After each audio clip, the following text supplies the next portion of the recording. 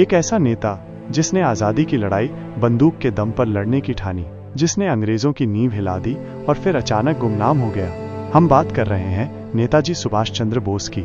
एक ऐसा नाम जो इतिहास में लिखा तो गया, लेकिन उनके जीवन के कुछ पन्ने आज भी बंद हैं। तो चलिए उन पन्नों को खोलते हैं और जानते हैं नेताजी से जुड़े 5 ऐसे अनसुने और रहस्यमयी राज जो आपको सोचने पर मजबूर कर देंगे।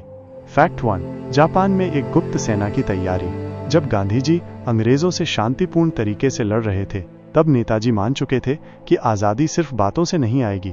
उन्होंने जापान से संपर्क किया, अपने रिश्ते मजबूत बनाए और वहां जाकर आज़ाद हिंद फौज बनाई, एक ऐसी सेना जो भारत की जमीन को अंग्रेजों से आज़ाद कराने निकली थी।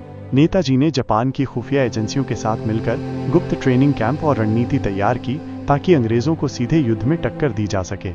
उनकी ये योजना ब्रिटिश इंटेलिजेंस के लिए एक बहुत बड़ी चुनौती बन गई थी। फैक्ट 2। 11 बार जेल और भूख हड़ताल। सुभाष चंद्र बोस को अंग्रेजों ने 11 बार जेल में डाला, लेकिन हर बार वो और भी मजबूती से बाहर लौटे। एक बार उन्होंने जेल में लगातार 30 दिन की भूख हड़ताल की। उनकी हालत इतनी बिगड़ गई कि अंग्रेज सरकार को डर लगने लगा और आखिर में उन्हें मजबूरन रिहा करना पड़ा। नेताजी के लिए आज़ादी सिर्फ एक सपना नहीं, बल्कि एक जुनून था जिसके लिए वो अपनी जान तक दांव पर लगाने को तैयार थे। फैक्ट 3। हिटलर से मुलाकात और आज़ाद हिंद रेडियो की शुरुआत। 1941 में नेताजी जर्मनी पहुंचे और वहां एडोल्फ हिटलर से मिले। उनकी सोच थी, दुश्मन का दुश्मन दोस्त होता है। अगर जर्मनी ब्रिटेन से लड़ रहा है तो भारत को इसका फायदा उठाना चाहिए। जर्मनी में रहते हुए उन्होंने आज़ाद हिंद रेडियो शुरू किया, जो भारत में ब्रिटिश शासन के खिलाफ आवाज उठाने का नया जरिया बना। इस रेडियो के जरिए नेताजी ने देशवासियों को प्रेरित किया और अंग्रेजों के खिलाफ जागरूक किया। फैक्ट 4। क्या नेताजी की मौत सिर्फ एक झूठ थी?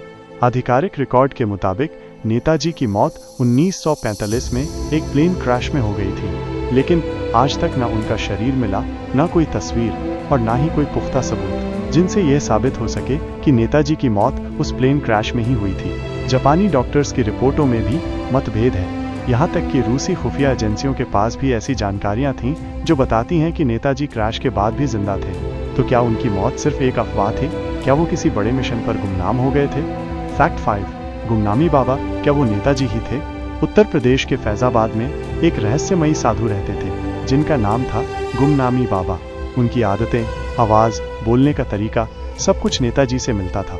उनके कमरे से मिले दस्तावेजों में नेताजी का चश्मा, टाइपराइटर, आज़ाद हिंद फौज के कागजात और नेताजी के परिवार की तस्वीरें तक मिली। 1997 में जब इन सामानों की जांच हुई तो कई एक्सपर्ट्स ने ये कहा, ये सिर्फ इत्तेफाक नहीं हो सकता।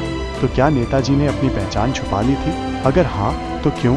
नेताजी सुभाष चंद्र बोस सिर्फ एक नाम नहीं थे, वो एक सोच थे, एक जुनून थे। उन्होंने कहा था, तुम मुझे खून दो, मैं तुम्हें आज़ादी दूंगा, और फिर खुद को देश के लिए कुर्बान कर दिया। अगर आपको भी लगता है कि नेताजी की कहानी अधूरी है, तो इस वीडियो को लाइक करें, दोस्तों के साथ शेयर करें और कमेंट में लिखें जय हिंद। और ऐसी ही अनसुनी कहानियों के लिए हमारे YouTube चैनल को सब्सक्राइब करना न भूलें।